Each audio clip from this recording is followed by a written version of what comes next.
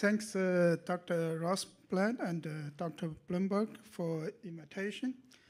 So far, this meeting has been quite exciting to me. And I know it's the last few talks, and the Wednesday and last must be the best attendees. Okay. My talk will be on vertical aligned carbon nanofiber array as neuroelectric interfaces. And this part I mainly talk about neurostimulation, but it could be also used for recording. And this was done and partially supported by a NIH grant right before I left NASA for academic. And so I would like to acknowledge all the contribution from my NASA colleagues, and particularly Dr. Russell Andrews, who is a neurosurgeon, which he brought this idea, how to use some of the technology we were developing for this particular application. So previous speakers have given a very good background, so that saved me a lot of words. And the bottom line is human brain basically operate by electrical signal.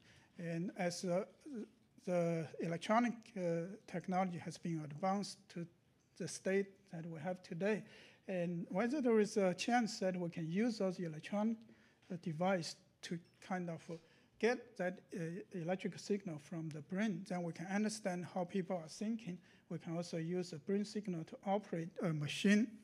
And also, we can restore some of those neural function, like a vision, sight, which some patients lost. And this can help the life of many people. And one application brought by this neurosurgeon, Dr. Russell Andrews, is the deep brain stimulation. He has been using the Medtronic. He has been using the Medtronic's neurostimulator to implant in patients' brain to help the Parkinson's patients with Parkinson's disease and also epilepsy. But here is the electrode. Roughly, there are 4 banded electrodes made by platinum, and this was inserted in the certain region of the brain. As yesterday, Professor Scalabsi mentioned that ideally you want this to be small and use less power. Right now it's kind of overkill, but it probably has its reason. And also, we ideally want something to have a closed loop so we can get the feedback to control when to turn the stimulation on and when to turn it off. That's our goal. Eventually, we want to make multiple array, and each one is individually addressed. And that can be made on a silicon chip, and you can connect it to outside to gain the electrical connection. But the problem is if you want to make it small, and this is a flat electrode, you're going to have a very high impedance that limits your ability to stimulate and record the neural signal effectively. And also, there is biocompatibility issues. To solve that problem, we propose to grow this kind of brush-like nanostructure. We call it vertical aligned carbon nanofiber array. And that one provides a large surface, so hopefully you can improve the capacitance, so you can reduce the impedance during stimulation. And this has to be biocompatible, so we have to modify it with some conductive polymer. It serves both as a structure support and also as an electrode. And we have demonstrated with cell culture, you can have neurons nicely grow on this kind of substrate. Another aspect, which I probably don't have much time to address, is a lot of neural signal we talk about here mainly address the electrical signal. But between the neurons, the signal is transported through chemicals by neurotransmitters. And particularly for Parkinson's disease, the patients don't have enough neurotransmitters such as dopamine. And many of those are electrochemically active. So you can use the electrode to detect the level of those neurotransmitters. That provides another kind of feedback to improve our understanding. Ultimately, we want to integrate this all together. But when you talk about a reliable electrode interface with neuron, there is a lot of materials and biochemical challenges. If we look at the structure of any tissue, it's all has this three-dimensional structure, and the extracellular matrix, it's kind of itself, it's three-dimensional. It helps to support the electrode, and the cells interact with them in many small places and nanoscale. For neural tissue, there is another challenge. Here in this paper, they list out several different types of tissues. You can see the brain tissue is very soft. The Young's modulus is only 1 to 2 kilopascals. That's much softer than a solid electrode. So when you put this together, they're going to have some problem. And also, we know that neural tissue has this kind of three-dimensional structure connected with those long neurites. This obviously is quite different from the structure of a solid electrode. With all this, we highlight the challenges here, how to improve the neuroelectric interface from the materials, from chemistry point of view, to make them more compatible.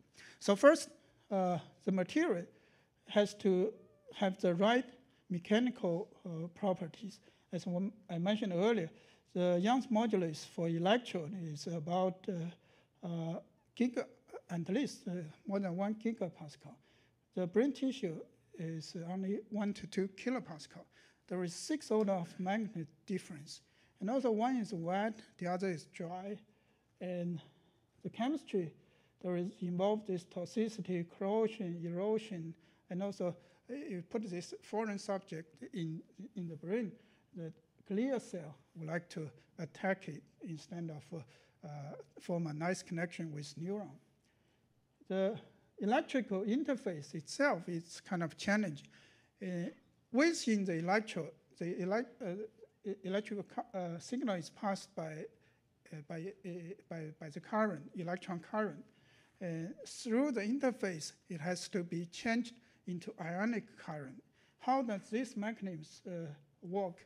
And if you just use a simple metal electrode, you are just electrolyze water, you cause pH value change, which may be toxic to the environment. And there are many other challenges. From structure point of view, the topography is quite different. How do you gain this kind of three-dimensional open structure? And feedback, of course, we would like to both electrical feedback and also electrochemical feedback. And so then you can achieve active control. And the approach that we take to solve this problem is to grow this type of vertical aligned carbon nanofiber array on the electrode surface. And this is very similar to multi-wall carbon nanotubes, but we grow it with plasma-enhanced chemical vapor deposition. Under the electric field, that helps to align these carbon nanofibers vertically from the substrate surface. And they do freestand on the electrode surface without touching each other. You can control the diameter from 10 nanometers to 200 nanometers. The length you can tune from less than 1 micron to up to more than 30 micron. So they really look like a brush. If you look at the detailed structure under TEM, you see this kind of like a bamboo structure. that's the difference between this material from multiple carbon nanotubes. For multiple carbon nanotube, you have this concentric straight graphitic layers from one end to the other end. So there is a little bit different. But you gain advantage that this process is well controlled. You can use lithography to define your circuit, and then you can define where you want to put the catalyst. Normally we use metal nickel film as a catalyst. Whenever you put this nickel catalyst, you can promote the growth of these carbon nanofibers. If you pattern it with microlithography, and they break into this randomly arranged nanoparticles, then from there you can grow this a bundle of carbon nanofibers. If you pattern this nickel dots small enough, less than 100 nanometer, then you get this individual carbon nanofibers. And if on this electrode I don't pattern it, I just deposit a continuous film, and during the growth they will break apart, then you can get this kind of brush-like structure. So most of the work I'm talking today, I'm using this brush-like structure, but just keep in mind you could develop this kind of individual addressed array. Depends on what you need. And another complication is this this electrode has to be submerged into solution. When you make this nanomaterial down to this small size, particularly with this high aspect ratio, if you dip in solution, when you take it out, they will collapse into this kind of micro bundles. Just like your hair after you take shower, and the capillary force just pull them together. And that's irreversible. So how to solve this problem? What we found is that we can electrochemically coat a thin layer of polypyrrole. Polypyrrole itself is an electric conductive polymer. So it serves for many purposes, I will mention later. But after you coat a thin layer, they help to retain this vertical alignment of this carbon nanofiber, so makes them quite robust. And you can dip in solution, take it out, back and forth many times, they will retain this vertical alignment. And another advantage with this polypyrrole coating is polypyrrole itself is it's electrochemically active. So it contributes a large pseudo-capacitance. So now that can be used to provide this capacitive current. Instead of normal solid metal electrode, you base on this Faraday reaction, you electrolyze water. So what we show here is you do what's called cyclic voltammetry measurement. You increase the electrode potential, and meantime you measure the current. You scan up, then scan down. Normally the separation between these two current tells you how big is the capacitance of the electrode. And with the S-grown vertical line carbon nanofiber, we have the specific capacitance about 0.4 millifarad per square centimeter. That's because it has a large surface area. That's already about 20 times higher than a noble metal surface. And further, if we coat it with polypyrrole, even just a very thin layer of polypyrrole, that will dramatically increase the capacitance. And you see this forward current and back current, the separation becomes much bigger. And with that, you can calculate the capacitance. Compared to a metal electrode, this capacitance is increased by over 1,000 times. And there is many other advantages with this thin conductive polymer coating. And this is the structure of the polypyrrole. And typically, during the process, this polymer chain will be partially oxidized. That means it has a positive charge. And to compensate that, you have these anions mixed up with the polymer chain. And that has some advantage. If you, during deposition, you use other kind of anion. It could be something like anti-inflammatory drug, or could be some other inhibitors, if you mix up in the solution. So then you kind of preload those drugs in this thin film. Later, when you change the potential, you can reduce this positive charge. Then you can release those drugs from this thin film. And also, you can functionalize the side chain to put some cell adhesion ligand to promote the cell adhesion. And with all that, we went ahead, did some cell culture study. And the first try, it didn't work.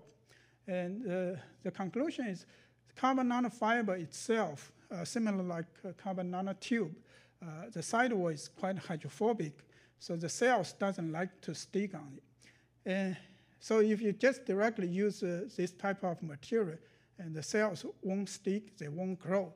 To get around with that, we coated a thin layer of collagen, about 4 nanometer thick type 4 collagen. And then cells grow on it quite nicely. So here we show different conditions. And this side is just as-grown vertical line carbon nanofiber coated with collagen. We use some shorter sample, long sample that's 6 micron long, and the other sample is 2 micron long. And you can get as high as growth rate as compared to other cell culture dish. And iodine does play a role. And here, the red color indicates the dead cell. The green color means normal cell. So if you use the right iodine as a dopant, you can optimize conditions. They do grow nicely. So cell culture has been done, and we did it in 2 ways. One way, without polypyrrole coating, then as I mentioned before, they collapse into these bundles. The other way, you can coat it with a uniform polypyrrole. In that case, you retain this vertical structure. And then you coat it with collagen, so you can increase the cell adhesion. And then if you provide with nerve growth factor, they will sprout out those neurons. And that's what we got. There is a lot of beautiful pictures, but the take-home message is the one without polypyrrole coating, they will collapse into bundles and then becomes much stiffer. And cells, the neurons doesn't like it. And end of those neurons, you see many of these tiny filipodi spread out. But if you coat it with polypyrrole, now becomes a very soft brush, and the cells comfortably grow on this surface. You see they crowd over on top of this array. We don't see they extend into this array. So that's a kind of interesting phenomenon. And then we went ahead, did use the hippocampal red brain slice, lay on top of the electrode, do the stimulation, and certain side, this Schaefer clatory. And then you measure the excitatory field potential using a micropipette electrode over the other side. And we use this microelectrode array, 3 types. First is just platinum. Second with as-grown vertical line carbon nanofiber. And the third one coated with polypyrrole. And the other one, as a comparison, we use a pair of tungsten wire. That's what typically people use. And the interesting part, now you see it's dramatically different. First, the polarity, all the 3 microelectrode array give opposite polarity of the excited potential, and compared to the tungsten wire. And between the microelectrode array, and generally platinum electrode array and the vertical line carbon nanofiber gives excitatory signal about with latency about 3 milliseconds. And the excitation level of the first 3 are all similar, about 10 millivolts. But this polypyrrole coated one is quite different. It has this slow component, but on top of that, it has a very narrow, very fast component. Somehow, it's quite different from others. And also, we demonstrate that the amplitude is much higher with that one. This is 25 millivolts. Compared to the other, it's only 10 millivolts. And then we mapped out all the how much is the current you can excite, how much is the excited potential. And among all this, the polypyrrole-coated vertical line carbon nanofiber behaves the best. You can stimulate a much larger excitatory potential with much smaller current. And also, to generate that small current, it also can use much smaller voltage, down to less than 1 volt. So now it's quite safe. You don't need to worry electric shock or damage to the tissue. Sorry, I'm running out of my time, so it's a little bit rushed. Anyway, I can conclude here, skip the neurotransmitter measurement. And I do want to thank NIH for the support.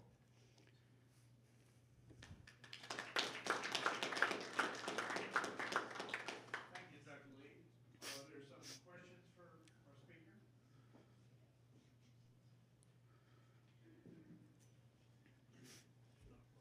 No, I'm sorry. You mentioned that you're growing carbon nanotubes using nickel nanoclusters.